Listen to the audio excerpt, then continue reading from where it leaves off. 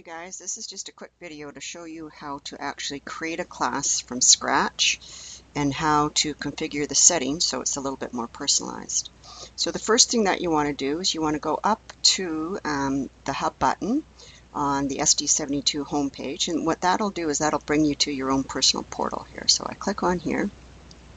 If you're at a school computer, this will automatically log you in. If you're at home, you will have to use your employee number and the password that goes with that. So then what you'll do is you will be directed to your portal page. Some of you might already have classes listed here. If not, that's okay, because I'm going to show you how to create a class. So click on Create a Class, and up pops a dialog window that asks you what you want your class to be named.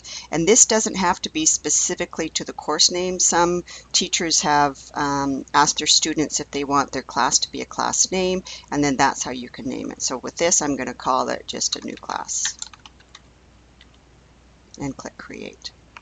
And then you are presented with a number of options on the next window. And what these are options what your class site is going to look like.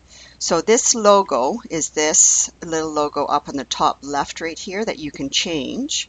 You can use the logos that are already here, or you can click on this little camera icon and you can find a picture that you've downloaded from the internet and stick it in there. So I downloaded a little cherry picture from the internet and I'm going to insert it into there. Down below here is the color. This is the color that this bar across the top and then all your font will be. So I'm going to match it to my cherry red and then I'm going to go next. So that's visually setting it up.